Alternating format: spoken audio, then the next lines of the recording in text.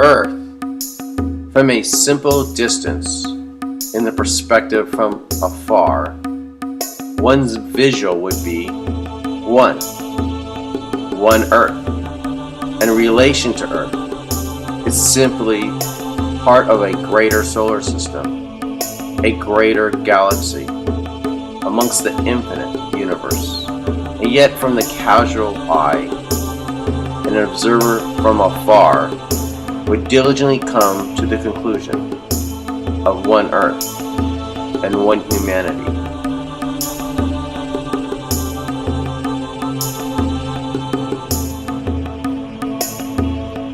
And yet, in reality, the truth is, humanity is just a matrix of beliefs on the tree of life, all connected, but with different views of the universe. And yet, still, many of these leaves assume their view is the only one, when again, in reality, it isn't. And this comes to the consistency of all souls within humanity, which in reality are all connected to each other, as well as the universe as a whole.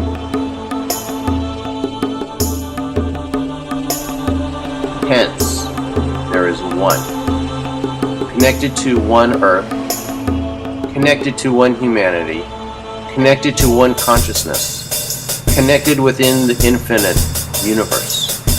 Thus, humanity is one, always connected, and yet all, including all souls, will always exist in one form or another. And yet there remains the constant of change. All things change. And there remains as well the other constant.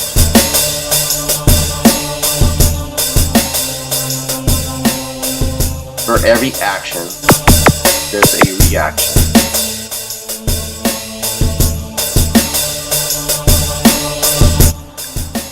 Humanity acts in illusion as if they are separate from the universe, separate from nature, and separate from one another. In reality, both within the esoterics and within sciences, as in quantum physics, demonstrates to the contrary. The separation is an illusion that has been passed down from generation to generation, from one to the next, either through religion, government, and/or cultural education. We, humanity, in fact, are like a human body with many cells working together and connected in many forms. Do cells within the body act separately? In the universe, all elements and wave are in a symbiotic relationship. Do atoms and molecules act separately? Does energy just convert to one form to another and yet are indeed connected? Doesn't the electromagnetic systems interconnect with other forms of energy and matter, as well as particle and wave?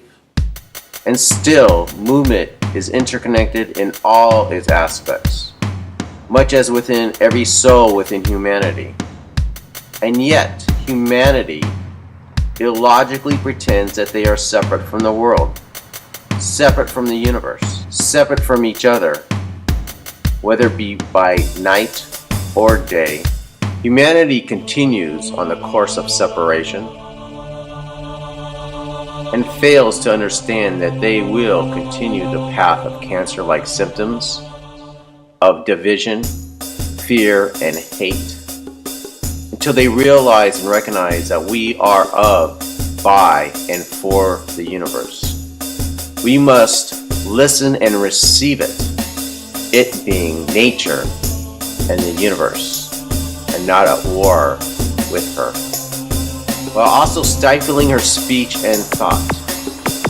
All ideas, invention, and creation comes from her communication, and stifling her will only lead to the aforementioned division, fear, hate, and no band-aids like charities of goodwill or even compassionate means will ever prevail as long as humanity leads by its thoughts of separation from the universe. People are separated to the point of haves and have-nots, disenfranchised. People assume they are separated and that they are divided, and yet prophecies are indeed manifesting out of choice, co-creation, and destiny. But the epitome of this illusion of humanity is the city itself. Even in a desert, humanity has created its own facade of disunity of the universe. Oneness. Some might be calling it prophecy of these times from many peoples of the past, and from many esoterics of past and present. The veil of illusion is receding, and awareness becoming a common theme. Two houses that were once one. Peoples of these two sticks, who even they themselves thought separate, are now perhaps becoming aware and opening their many eyes and many ears from this event or events to follow. Humanity will choose to listen and receive the unity of the universe with the understanding that we, in reality, are one consciousness.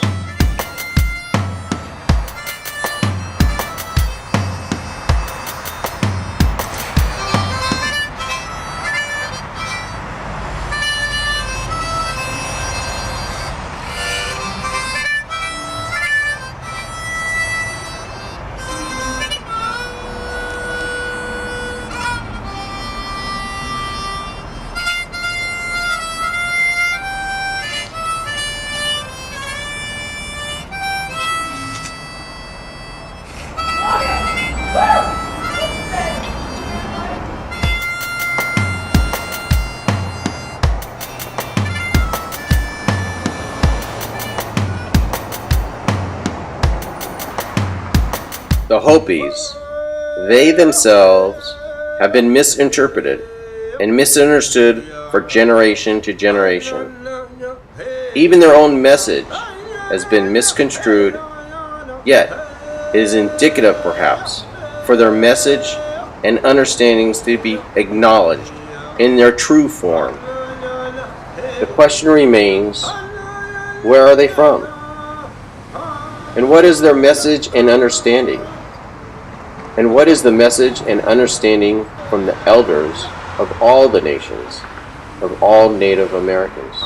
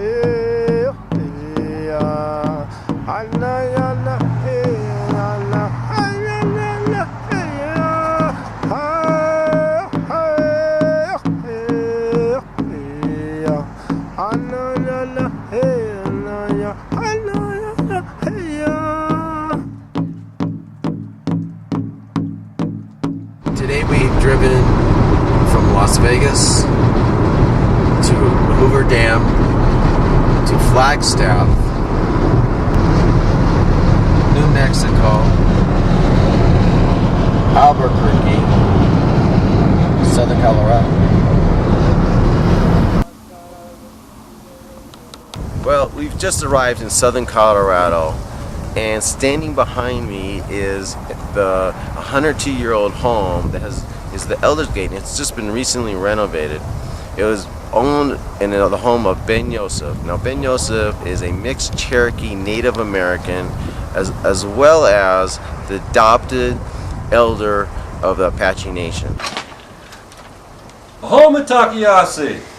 Elders Gate is an opportunity for Native American elders to come here to Walsenburg, Colorado, which we believe is the eastern gate of the region which was called sacred. Sacred because there were wars that were fought, where the blood of brothers was shed. And this region has been guarded by the Apache Nation for more than 500 years. This is really why the Apache Nation fought as fiercely as they did. They were protecting a sacred area. And if the settlers had understood this, a lot of problems could have been avoided, but that's another thing. Anyway, Elders Gate is to help the Native American community realize one of their visions, which relates to the Oglala Sioux prophecy. The Oglala Sioux had a prophecy that just before great fires would sweep the plains, that a place should be prepared in the mountains for elders to come from which to steward the healing of the land. And so we're taking it one step at a time here in this community. The members of the Sweat Lodge here in Walsenburg were all encouraged to take advantage of the repossessions that would be possible and to buy a little larger house than they had so they could accommodate guests. So we want elders to come and get to know the Membrino community, understand something about their vision. Can you explain to me what are the Lost Tribes of Israel and what was the relationship with the House of Joseph? House of Joseph. The House of Joseph, biblically and historically, would be comprised of the tribes of Ephraim, Menashe, but also Benjamin. From the research of a man by the name of Yohanan Hevroni ben David, who I met in Jerusalem. I spent about 30 hours with him going over his research. And he also goes by the name John Hulley, by the way. But he formerly worked for the World Bank before he made his aliyah to Israel. And he determined the route of a majority of the lost tribes out of Asia Minor by identifying the Shabbatian as the Bosporus Strait. It's possible to identify Ephraim among all nations, all races, all ethnicities, all skin colors, all cultures. That's Ephraim. Now Menashe is another story. We know that most of Menashe went east. They followed the ancient southern Chinese trade routes, and they went east into Asia proper. Okay, now I now have the understanding that Ephraim is basically dispersed all over the world. And then, but Menashe is concentrated moving eastward. Right. We've identified Menashe through the work of Rabbi Eliyahu Avichayil, and founded an organization called Ami Shav, which means my people return. And Rabbi Avichayil would send his yeshiva students to Burma, Thailand, remote places like that, and found a population of people there who fit the description of Menashe. And so we're pretty certain that Menashe is located in the southeastern Asian nations, Burma, Thailand, Vietnam. But here's where it gets interesting, because this other family of Menashe that's separated from his brothers, which is referred to in Jeremiah 49, is what I believe is we're locating among the Native Americans with some of the DNA evidence. Among the Native American researchers, we've located two haplotypes that identify a native link to, let's say, the geography of the land of Israel. And one of those is called the X haplotype, and it's found among the Algonquin language-speaking groups.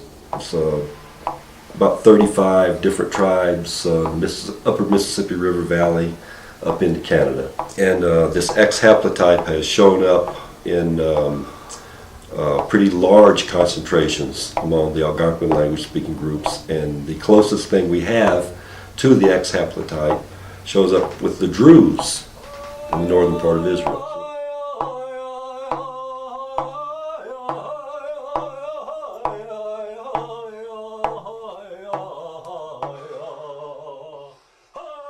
There was a story which was printed in the Denver newspaper about 3 years ago now, in which a Catholic priest who lives in Albuquerque, who's made many trips to Israel,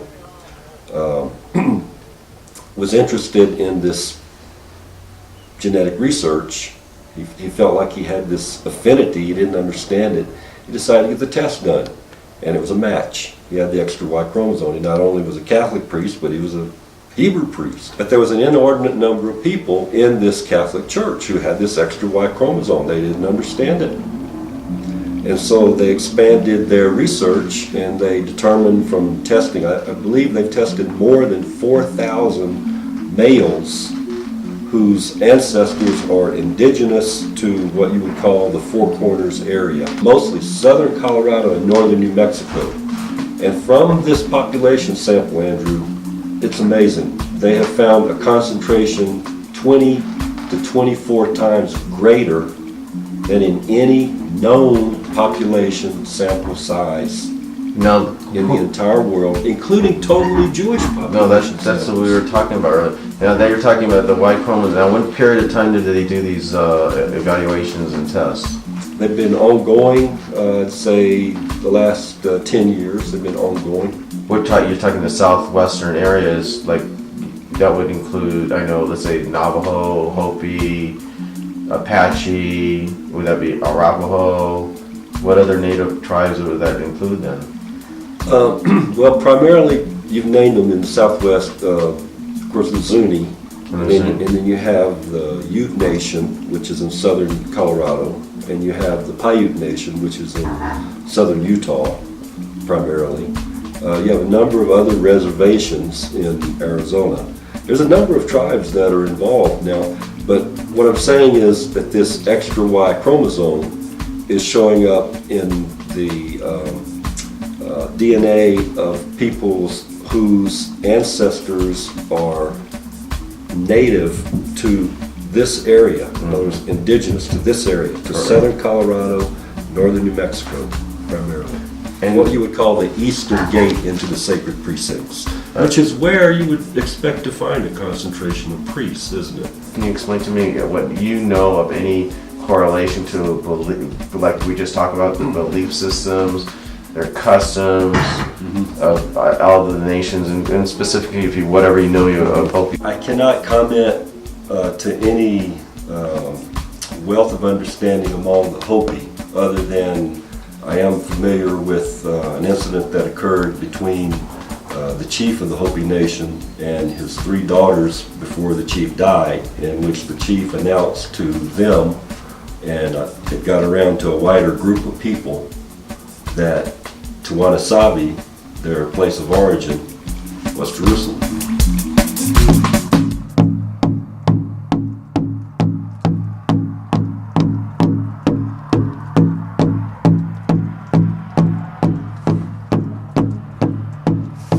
I know there is a cemetery right below where those 2 standing rocks are. There's a cemetery there.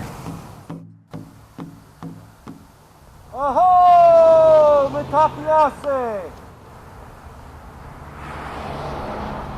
Aho! Mitakiase! Wow, this reminds me of Aho! Israel. It reminds me of like southern Judea, maybe toward the Dead Sea area. It's amazing.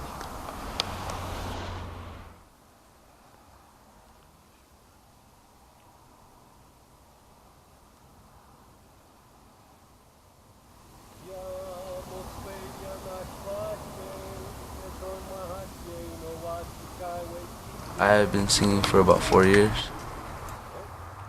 Hello, my name is Zach, and I am a high school student at the Hopi Junior Senior High School, and I am 16 years old, and I play football, play basketball, I play pretty much a lot of sports.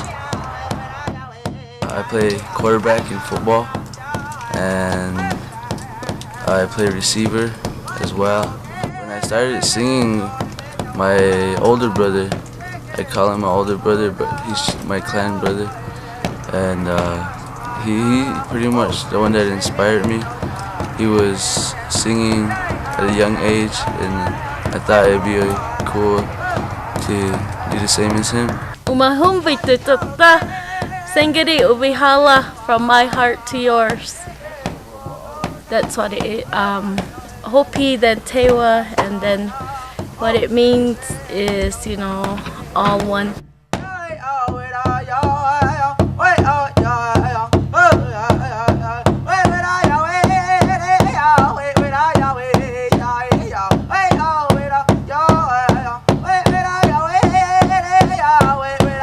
This is actually supposed to be a T right here for Thunder Creek, the T and the C for Thunder Creek, and that's what our drum name is called. This one's just named after the older one. This is just a younger generation of Thunder Creek.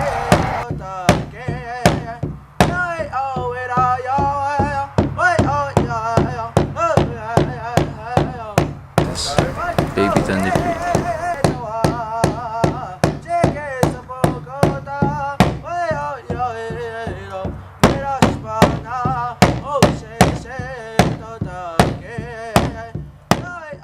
The Tewas are Pueblo people who came from New Mexico and have fought against the Navajos to have their home here on Hopi land.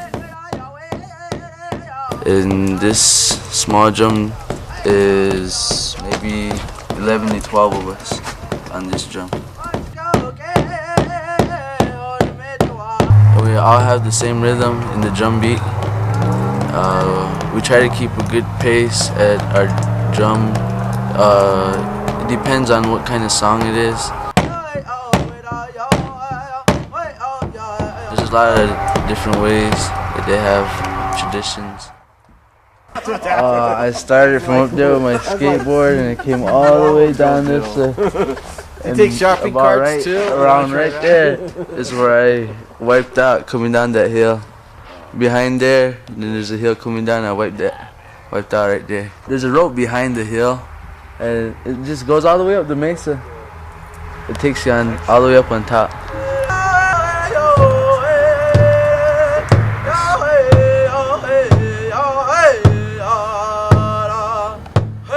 In the third mesa, in the vicinity of the Arabi, and we're going to be heading to meet Christine, who is daughter of the late Chief Mike.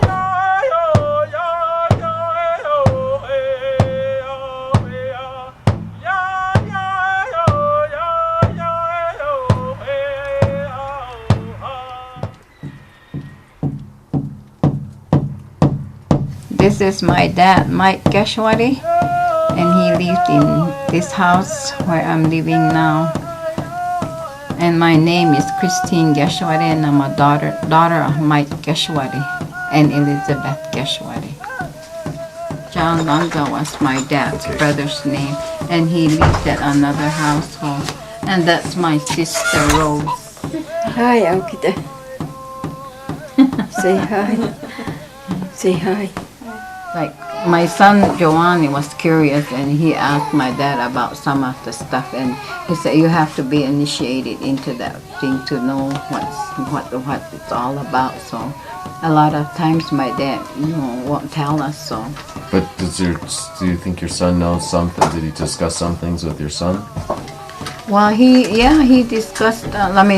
He teaches him not really anything big, but he'll talk to him about a little this and that, and so.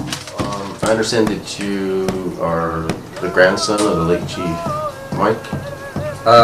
Yeah, I'm a descendant of Mike Geshwari from the older Arabia, he really didn't consider himself a chief, but I believe he was, but he really didn't have claim to that. But I am the grandson of Mike. And he's obviously an elder. Yeah, he was one of the elders that was really looked upon during his lifetime when he was still alive, when I was growing up. So he was looked upon as one of the, as a leader. Yeah, as one of the leaders, because due to his clan origin of being Badger clan. And on Third Mesa side, those are really highly respected individuals, especially when they're elders. And you had a pretty close relationship with him? Oh yeah, I practically grew up with Mike when I was born up to when he passed on, and so throughout that time we shared a lot of stories, and he shared a lot of his teachings and whatever any Hopi kid that grew up with their grandparents can experience with. In our Hopi wedding stuff, and see it's my brother's son had this wedding this past weekend, but we were the ones on the father's the ladies on the father's side, we took all the responsibility. We had to be there. We had to do what had to be done. It goes on from generation to generation. The grandmother, the aunts, the great-grandmother or whatever, they take that responsibility and they finish up the work until, the wedding's all over.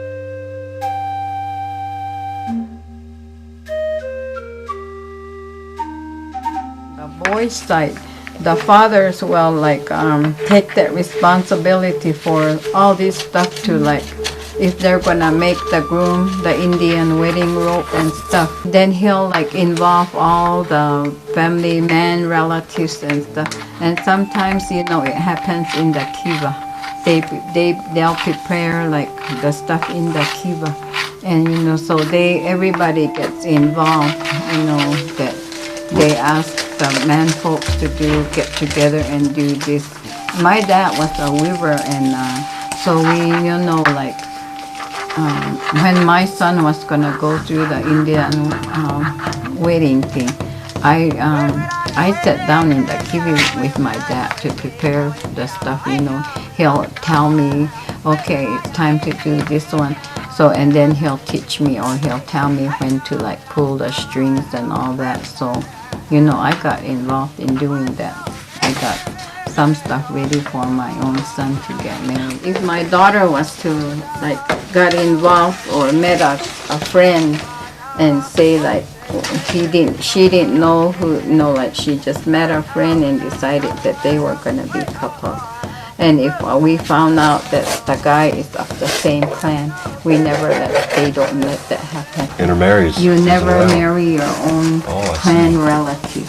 When you introduce, your friend to your parents, and they say, and then you tell them the person's name, the parents are so and so, then the long time ago these people know one another, so they're related, and so you can't do that. So you can't marry even first cousins? No, So when I was that's another commonality. I married a Coyote clan.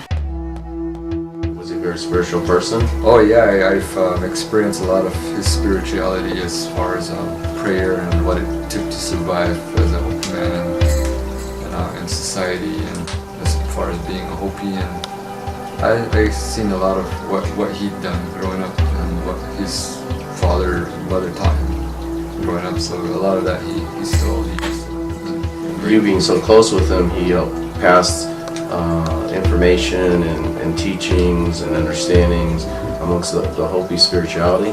Oh yeah, when he would express a lot of these things and how things were done, how it should be done, and what we believe in as far as Hopi growing up. Well, my dad is the traditional, so he always tried to help the people, save the village and save in farming and stuff like that.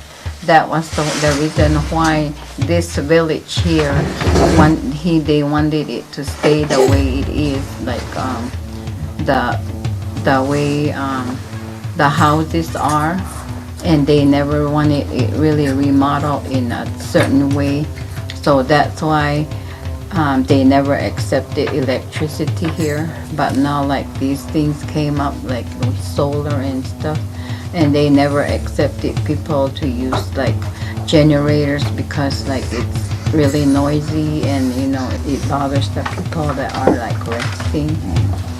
So they never really approved of these things that you know come out. But now a lot of the people that like the traditionalists are gone, and then so the younger ones in the younger generation, they're bringing like most of the people went for the solar system.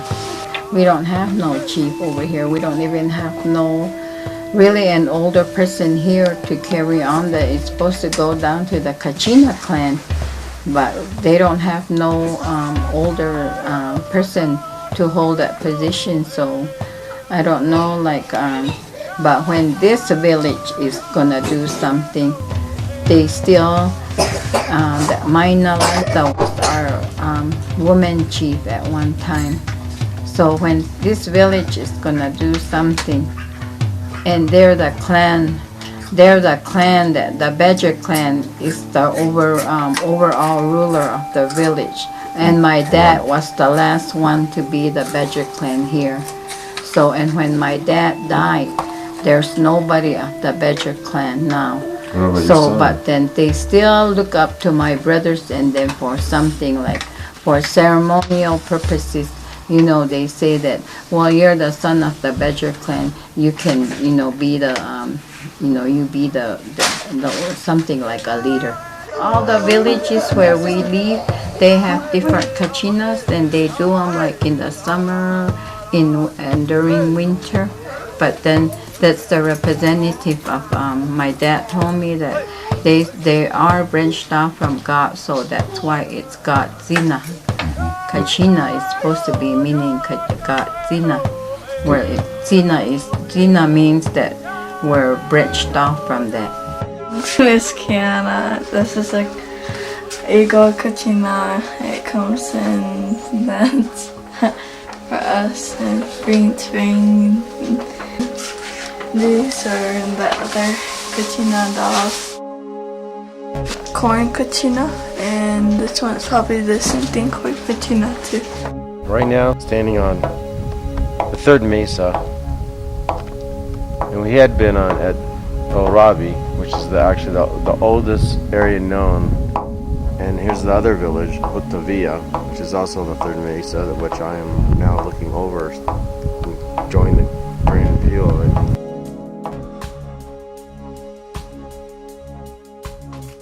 I'm painting the wings on the doll, and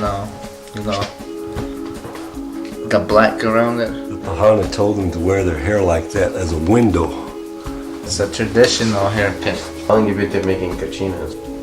About 15 years. Do you also do the ceremonies and the ritual aspects of your spirituality? Do they still practice that in your village? Like have kivas and... Yeah, they have kivas here.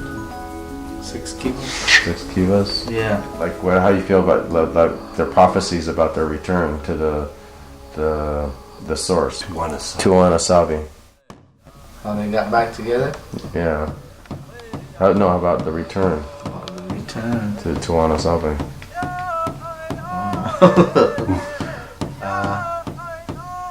That's our clan up there on top of that.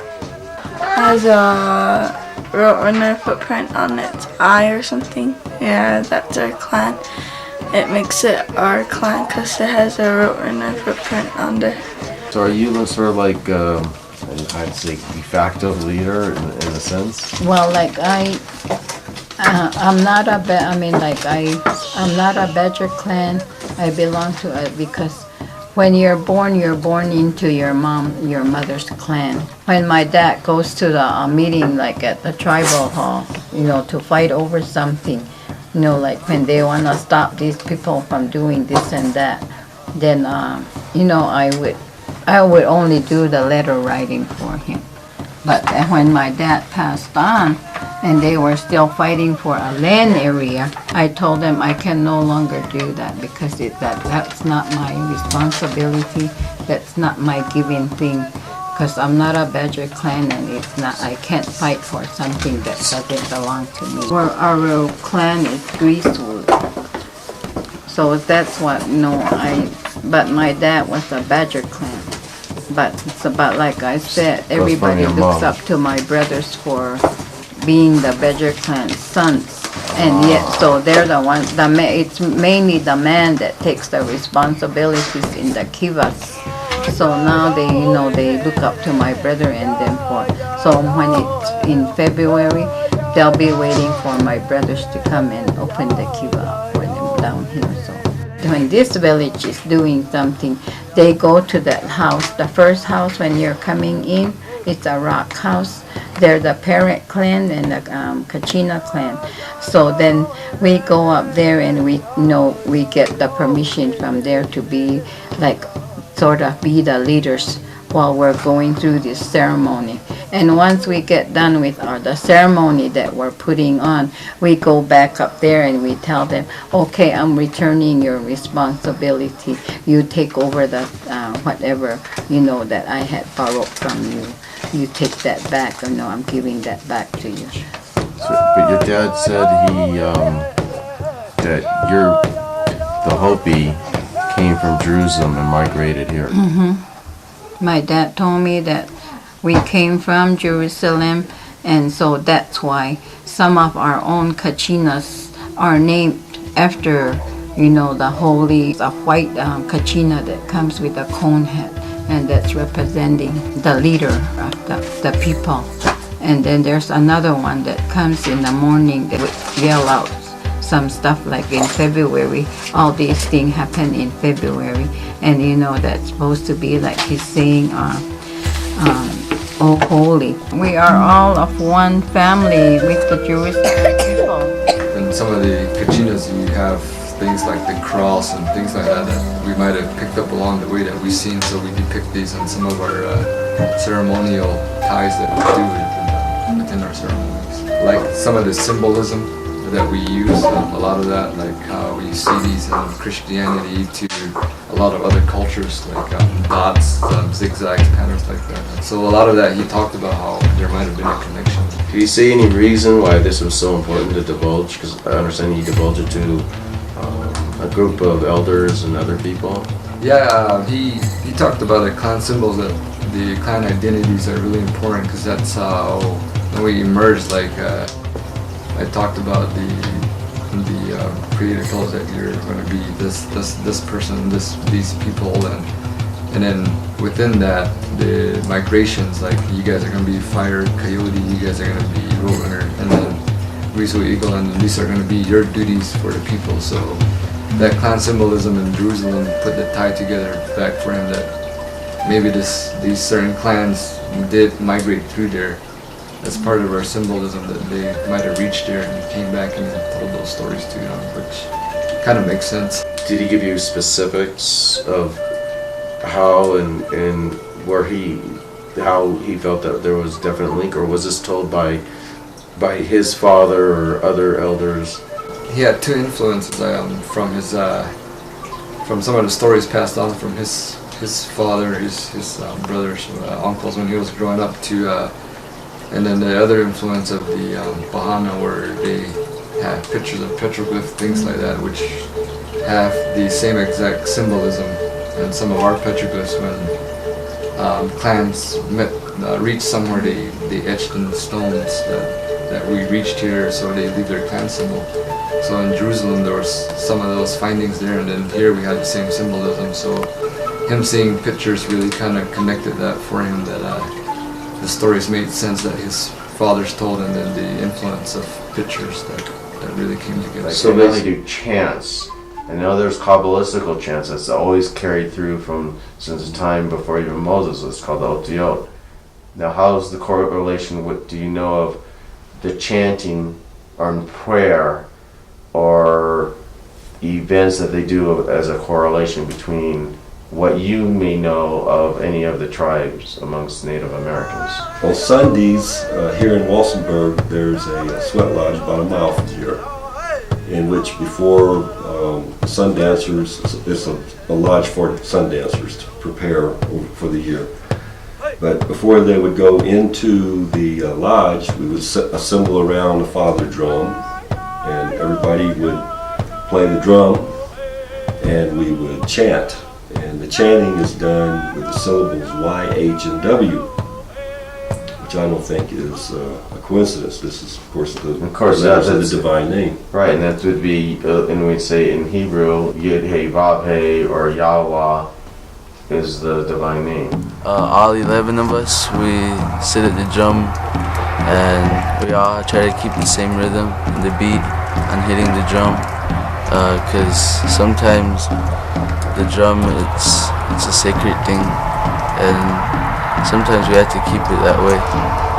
The native peoples, just like the Orthodox Jewish community, believe in the sanctity of the name. Correct. And we refer to the Creator simply as the Great Mystery, or the Great Spirit, or something of that nature. Here, another example of why they refer in Orthodoxy, we never really, that's why I just use consonants.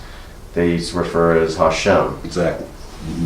The name. Uses of El and Shaddai, do they use those words in their frames? Have you ever heard those used at all? I've never heard Shaddai. The word El comes up quite a bit in some of the chants. Never heard the word Shaddai.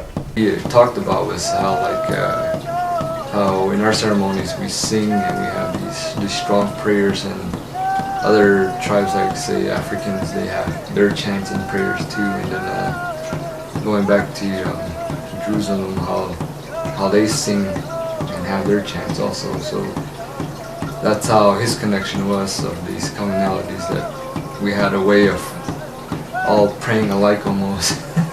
How about ritual practices for amongst boys or girls when they're very young? Is there any specific that's considered very important? Any practices like welcome them, and that were just born? Like I give you an example, like Jews when they're born, after 8 days they have circumcision.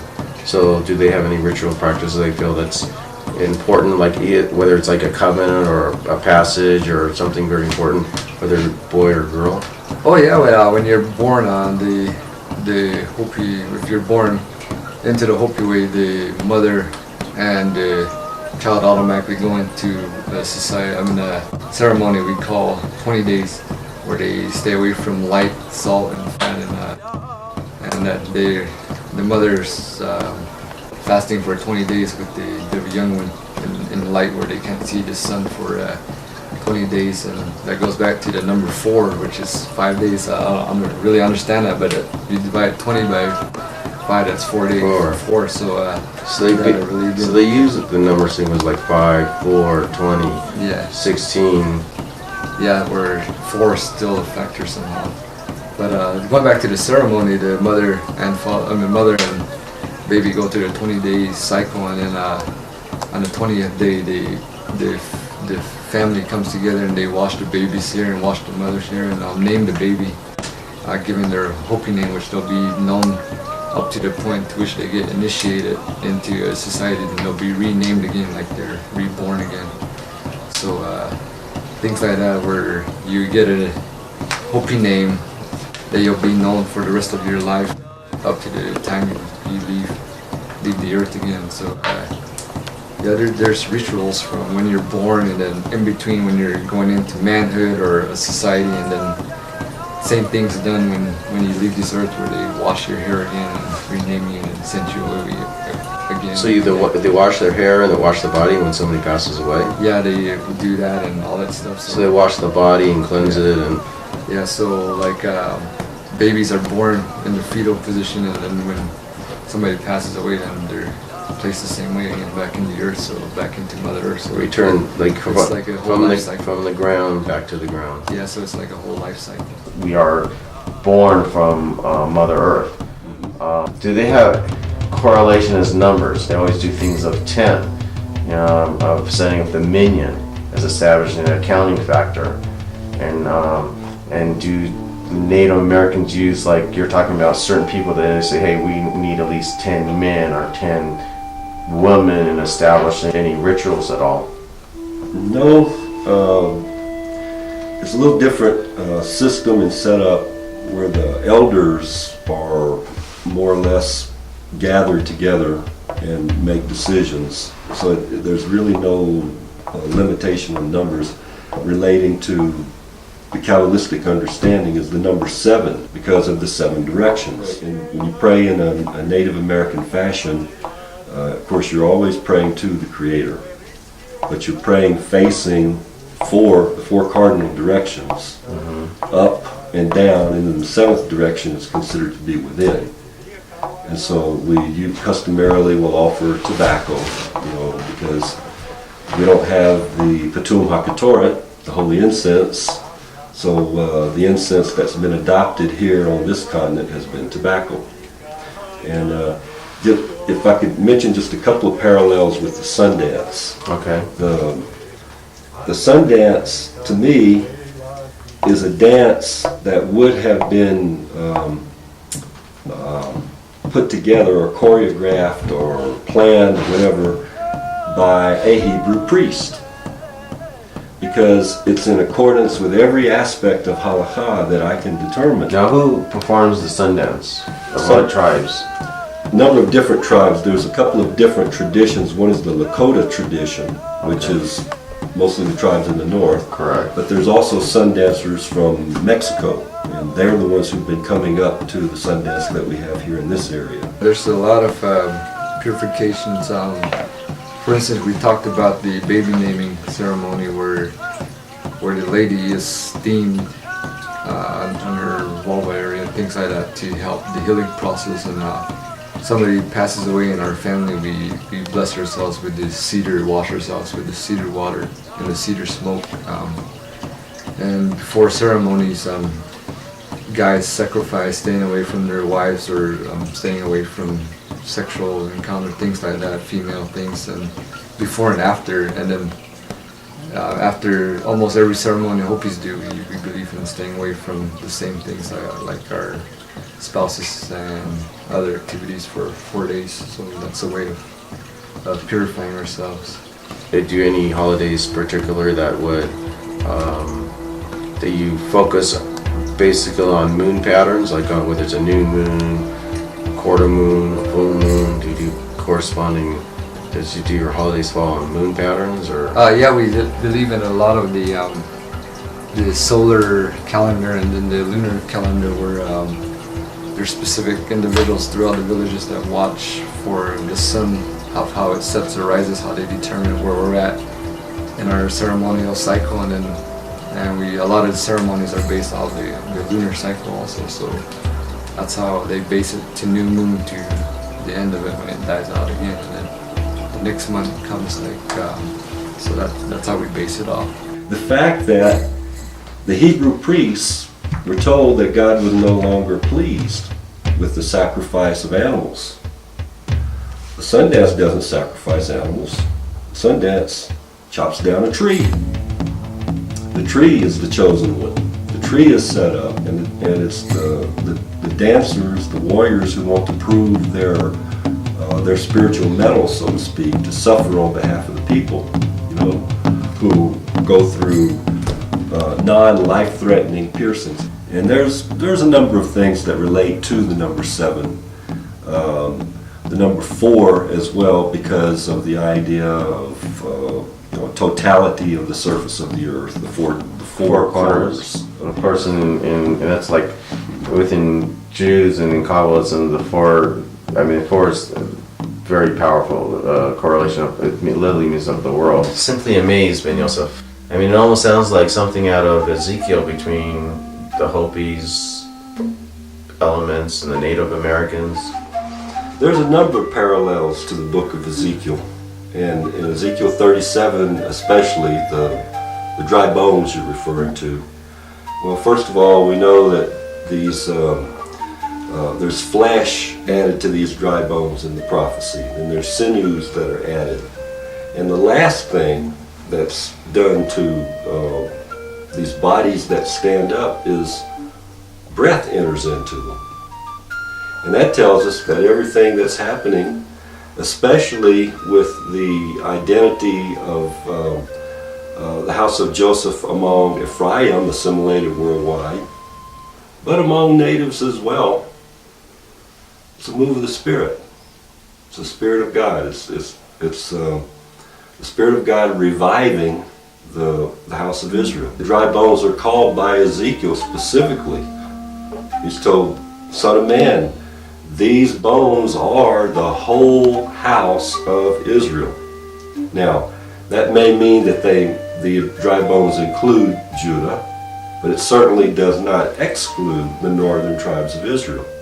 And of course, the prophecy goes on, I think it's around verse 19, where the two sticks, the stick of Joseph and the stick of Judah, are brought together in one hand by Ezekiel.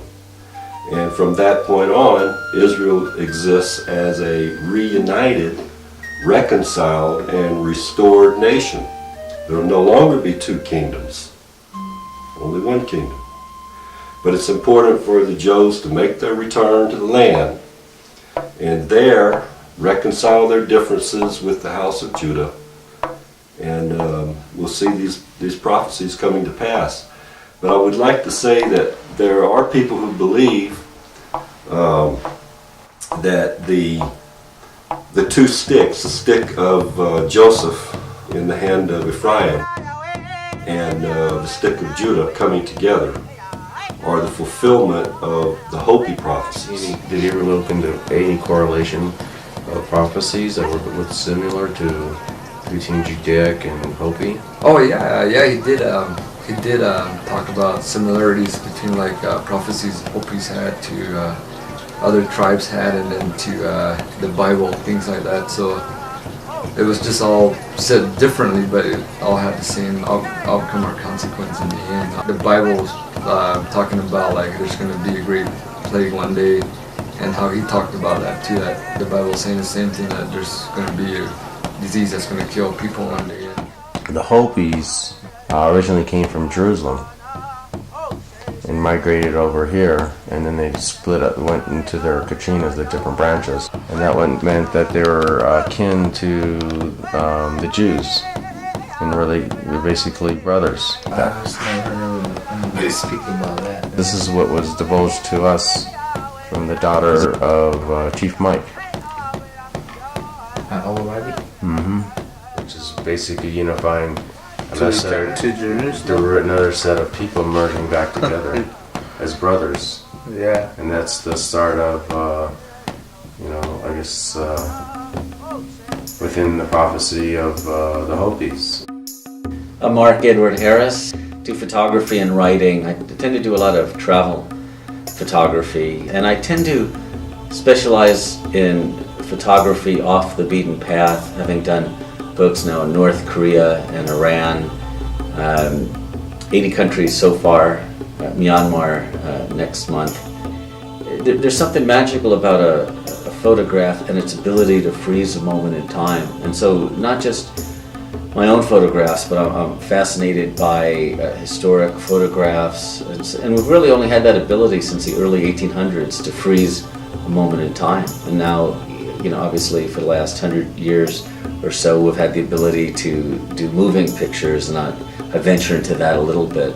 But there is something still about the frozen image that I find magical. We are much more alike than we are different, and though there is a natural human instinct to have as an adversary your neighbor, and you meet people on the streets, the common person has so much more they should be bonding about, and normally that is the case. I think it's often that governments and they stir up the people to take one side or another, and that has gone on throughout history. Have you done any photography, let's say, of Native Americans? Actually, I have. I spent some time going across from Rapid City, South Dakota, through the Black Hills. I went to Wounded Knee, which was incredible, and right through the Lakota lands. Are you familiar at all with the prophecies of the Hopis? The Hopis I'm aware of, partially because, especially in recent times, I think there's been some land conflicts between the Hopi and the Navajo, and I believe it's in Arizona that the Navajo greatly outnumber the Hopi, and they're surrounded. Their land is within the confines, I think, of the greater Navajo reservation. But in terms of prophecies, I don't know of any. The daughter of the late Chief Mike, and disclosed to us of the kinship, that they are actually from Israel. Jerusalem is the Tuavasi, the center of the universe, which they are supposed to merge together as one with the Jews as the two Kachinas merged together. How do you feel about what has been disclosed? My belief is that the Native American peoples, before they were Native Americans, came from Asia during an ice age, and then came down across over the Bering Strait and down through what is now Canada, U.S., continued on down south. So dropping off what became the Aztec and the Mayan, then the Inca in South America, and obviously the Native American peoples of here. So I would think that they descend from that. I always try to, when it comes to any bit of knowledge, try to empty my cup, so to speak, and take things in. I mean, it's very interesting, but I don't know. I wouldn't dismiss it, and I couldn't affirm it. Who knows? The world's an amazing place, so who knows what's possible? I mean, I already believe we're all basically one anyway. You see a very natural transition from place to place to place to place in terms of ethnic look. I mean, everybody remembers that famous photograph that Steve McCurry did of the girl with the green eyes. I mean, who knows where the bloodline comes? In the 15th century, people were heretics, and Galileo saying the earth is round or whatever, and so all of a sudden that was proven, but the church would have lynched someone for speaking out about that, and did. But in the bigger picture, we're all much more alike than we're different. Right. In 1987, first lived in an all-Muslim village in that region. And there was a very unusual experience that occurred whenever the Syrians attacked the Kiryat Shmona in the north with the hang gliders, and then successfully escaped across the border. And the Palestinians in that village were very concerned that Israel was going to retaliate and there was going to be a war. And they were all gathered outside of a little store there in the village. Bet Faji was the name of the village. And they asked me, what I thought. And, at that time, as a Christian missionary, they asked me, well, what would your Jesus do? And I said to them, well, Jesus would say to you, if somebody hits you on one side of your face, turn to him the other side of your face. Well, that went over like a lead balloon. And but there was one young man, his name was Hamad, and he was about my size and build. And he was seated across a picnic table from me.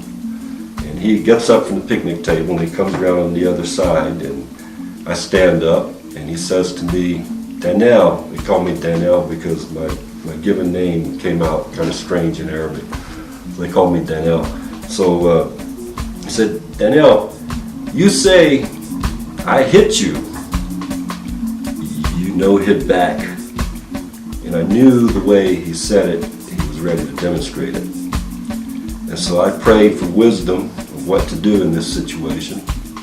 And it's just like something took over Andrew.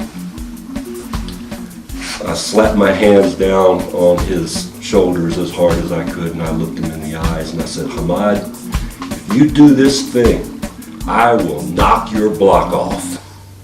And then I grabbed him by the elbows and I said, but that's not what Jesus would do. He would say to you, why did you hit me? I'm your brother. But Hamad goes, nah. But I didn't offend him. Not another 5 seconds, not a sound, not a word. And this car comes screeching to a halt right there in front of the store. Dust flying everywhere. About a dozen Arabs sitting around these picnic tables in late afternoon. Out of the passenger side of this car jumps this big, mean-looking, burly Arab. I didn't know which family he was from. The families there were the Abahamos and the Sayyads, and he wasn't from either family. And he walked straight up to Hamad, the young man who had challenged me. And he didn't say anything to it. Just walked straight up to him and just pelayed him. Knocked him on his back. And Hamad, again, about my build, he picks himself up off the ground. His teeth are clenched, his fist is clenched, and he's ready to charge this dude who's going to make mincemeat out of him. And so I knew that there was going to be a problem if I didn't do something, so I grabbed his fist on the backswing and yelled, "Rega!" Means wait a minute. And it startled him just enough for him to collect his thoughts. And then I saw his fist drop, and out of the corner of his eye, he's looking at this guy and he says, "Why did you hit me? I'm your brother." And all these other Arabs, about a dozen of them, on these picnic tables, falling out of off the benches, rolling over in the dust, killing themselves laughing. And here's this 6'2", 240 starts backpedaling, and he gets into his car, and they drive away, and he's looking out the window, can't figure out what happened. He didn't know what had went on before. And Hamad is standing there, scratching his head. And I said, "You see, Hamad, it works." Without divulging, or would you say that there's anything like any ritualistic practices that utilize numerology in a sense? If you ask any Hopi, I think they would tell you that we believe in 4 days. Anything we do leading up to a ceremony, 4 days before the ceremony, and like for instance, B-Net's time we go 16 days, which is still equivalent to 4, like in 4 cycles, where they set the time for B-Nets or a ceremony, and then anything from a burial of a person 4 days after they believe certain thing, like the body will leave the earth and things like that. So anything you ask, I hope you did the question about any number, they'll probably bring up the number 4, which is ties back to the emergence of the fourth world. Did they ever get into the number 3 or 7? We'll go 4 days, like four mornings, 4 nights, things like that. So it's basically 4 is the most. Yeah. And then what about in giving, like I said again, respect to the practices and in the rituals, is there a direction that they utilize, or is it all 4 directions? Or is it toward the east? Do they have any certain way that, like when they do any rituals, that's very important for them, or?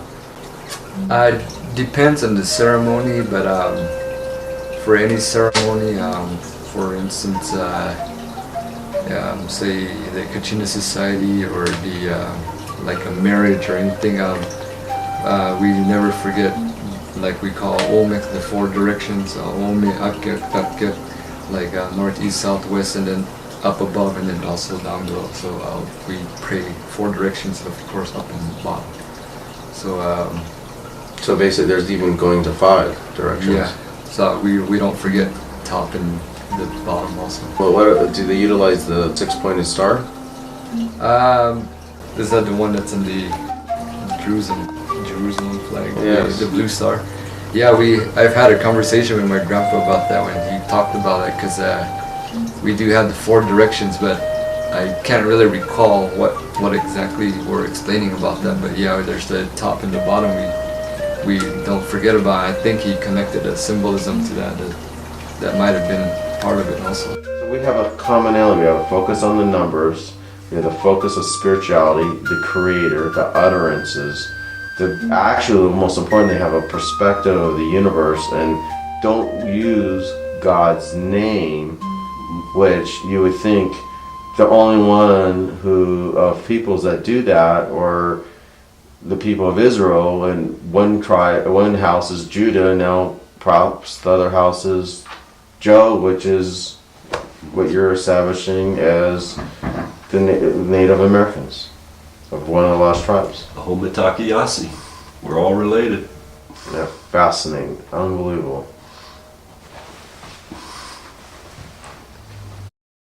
What's the significance of the blue star that you were talking about?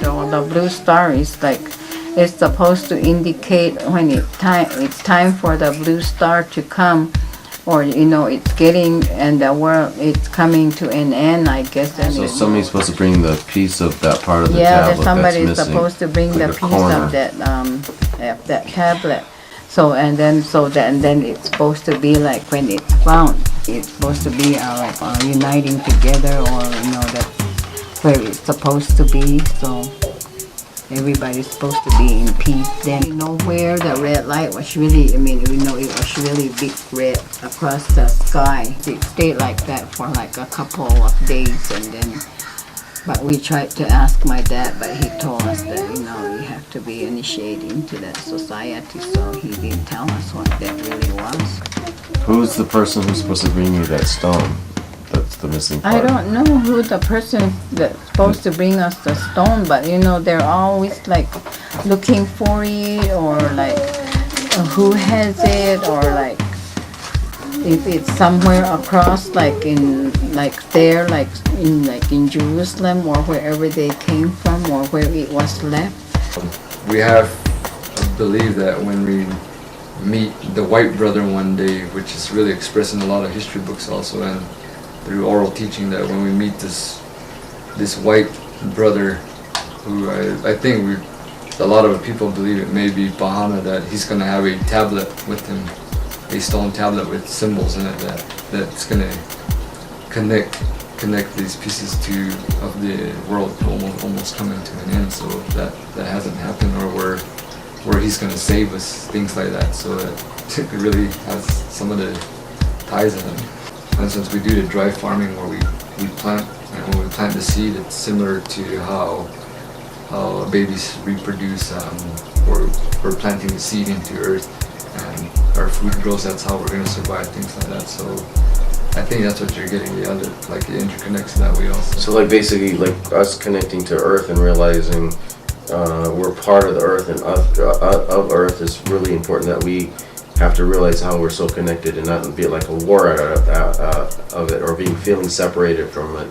This comes back to the question, like, are we all connected? That somehow one day we're gonna all have to ask each other how to survive again when if something ever happened. Like, how we're gonna have to go teach these people how to plant, and then we're gonna probably learn something from them. Like maybe it's another survival aspect. And so, what I took out of all those teachings is everything about Hopi was just mainly about survival, how we function. So that's what I believe is gonna happen. We're gonna have to rely on one another in order to survive as a humanity. Yeah, that's what I grasp from all the teachings. So basically, we have to learn to live with each other. Yeah, and get along, and it's gonna come down to that. And realize we're all just basically one people. Yeah. And whether you believe in a different religion here or there, but they all have similarities, that we all pray to one God, or we just maybe depict him as another way, or portray him as another way. Different. But we're all praying to one something that we believe in, that is higher above us. And we have different places where we pray to them. For instance, Christianity, we have the church. Hopis, we have the Kiva, and Navajos, we have the Hogan. So we just have different ways of praying to the same individuals somewhere, somehow. He told me that no matter what, he said, no matter where you go, it's the same creator that's watching you. So we're like, even the Jerusalem people, the Israel people, or like people from like another, like they say that Catholics came here to rule first, but they somehow left, and then when all the people that didn't want to believe in the Christianity, they moved down into the lower village. You can do your own religion, and you can still believe in someone that's up there. So that's what my dad always and my mom always told me. As the creator in everything, every person, everything, is that how it's looked upon? Oh yeah, it's highly expressed like that. to all the men and women, I think, in their ceremonies, that we never forget anything, that everything's connected. Like I mentioned previously in a question, that we pray for all mankind and all humankind and all living things. That's what it's really expressed, that we respect a lot of things. But that we're all part of the one and the same. Yeah, that we're all part of one cycle, and we're separated when we came to the fourth world, but we're all put here to survive together. It's just beyond.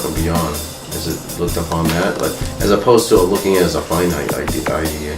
Yeah, we I can't really explain it. It's that we do believe that that we are all one. And within Jews and Judaic prophecies, they always word the term utilizing branches between nations. And I understand that's what they use the word. Retrospect. I don't know how you would say it in Hopi, but it's not Kachina, but something similar. Of the branch out, every nation's been branched out, but there was a mentioning of two branches possibly coming back together as one. I think I know where you're getting it, like like in our emergent stories, like the people left and they came back again. And they merged back together. Yeah, back to the prophecy that one day all people are going to come back together and help each other survive again. Just like how now in Haiti there's the earthquake, where all the people are responding to that and helping one another survive now. So it's something similar to that of what's going on. So there's going to be a lot of things that are going to happen in the future that are going to put people together in one way or form, basically to come back together. Yeah, for the good of all mankind. One day it's going to come down to that, where we're going to have to rely upon one another to get this connection and survive again.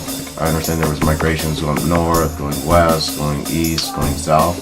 Do you ever talk about that stuff? Well, they talk about things like that, but I didn't pick it up. I mean, I didn't really pick it up because, they'll talk about these people are going this way, and these people are going this way, and these people are going this way, and these others, and they're gonna speak this language, and these people over here are gonna speak this language, and these people over here are gonna speak this language, and then as we come, we're gonna speak this language, but we're gonna be of different villages, and then we're gonna have different dialects, but we're all gonna be of one again.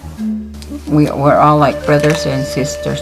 And my dad always told me, no matter who walks in the door, like if you're eating, when they come in the door, you always feed them, no matter what, and you never say that all these Navajo people, I mean, people are saying that they're mad at the Navajos, but I know my family, my mom and dad taught me that, they are our brothers and sisters, because we only have one creator that we believe in, and and all these things that are going on, everybody's it's a whole thing that's leading to the world. We're all sitting on one world, and we're sitting, my dad told me that we're sitting in a big puddle of water, and if we don't listen to the creator, and if the creator gets mad, and whoever is the keeper of all of us, they say that we're sitting on a big serpent, and when that serpent gets mad, all he has to do is move and flip the world. We're all going to go down into the water, and that's going to be like the end of the world for everyone. So that's what my dad always told me.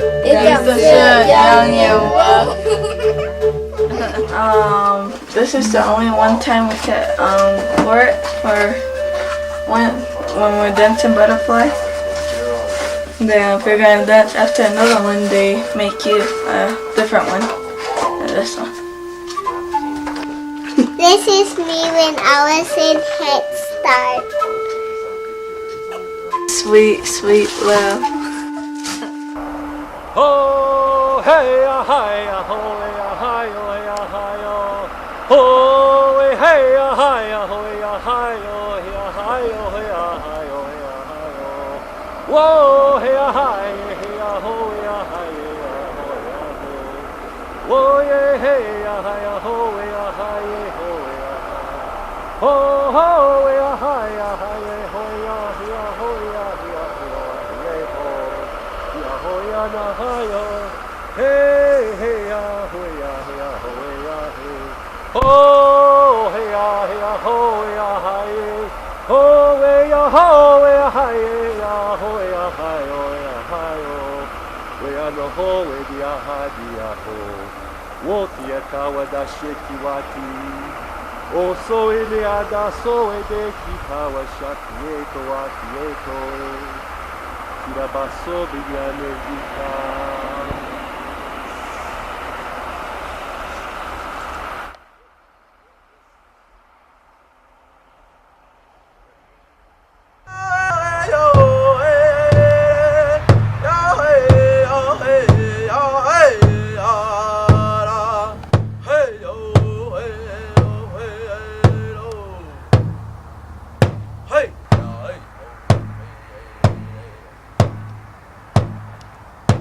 Change of season.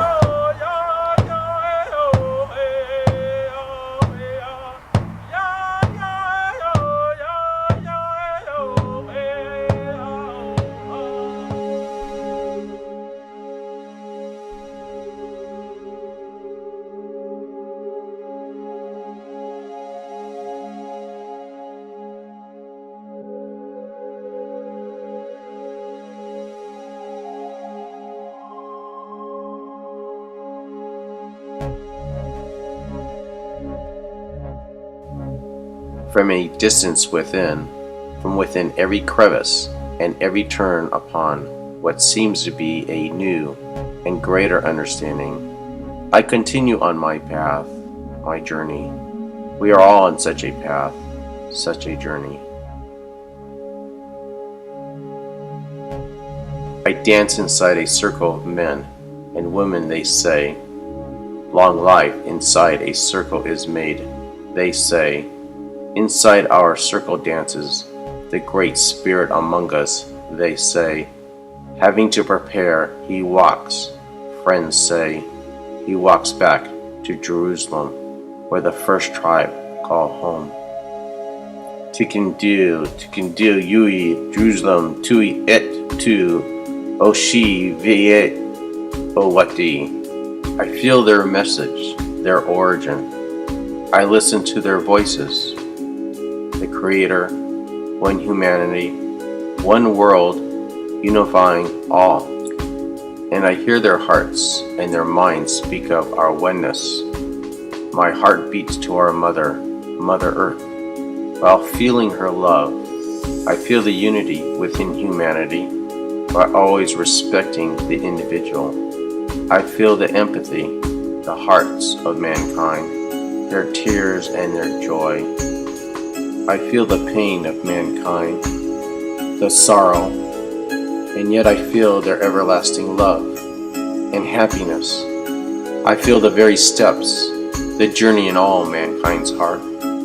These are indeed the times.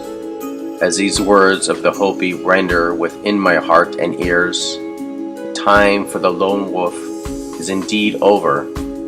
Gather yourselves. Banish the word struggle from your attitude and your vocabulary, for this is the 11th hour. These are the times to consider. The river is indeed flowing, so fast and swift.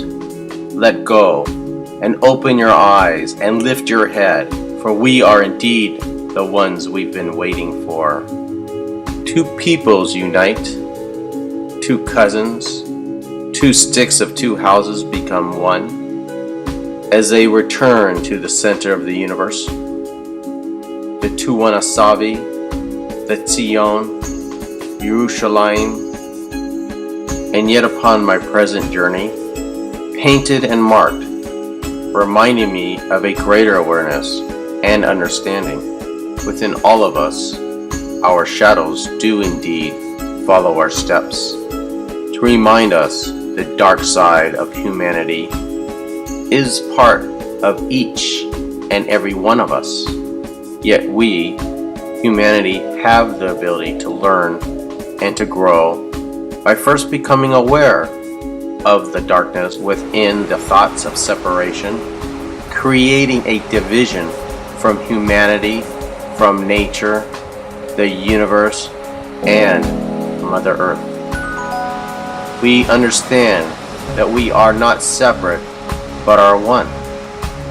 One consciousness, one universe, one Earth, one humanity.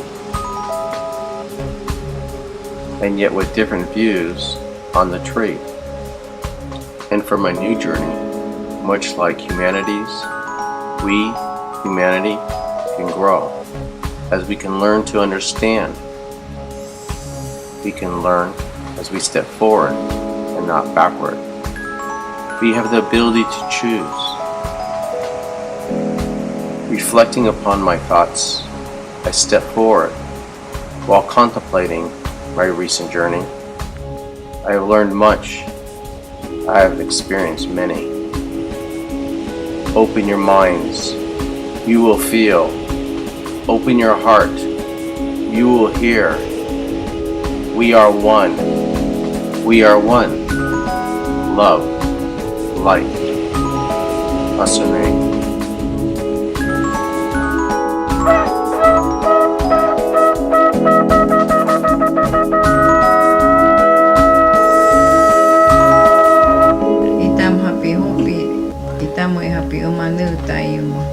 We are the ones that you have been waiting for. Kirvani ita ui anga petak pema loma wanyani o mau te yoyok vayani.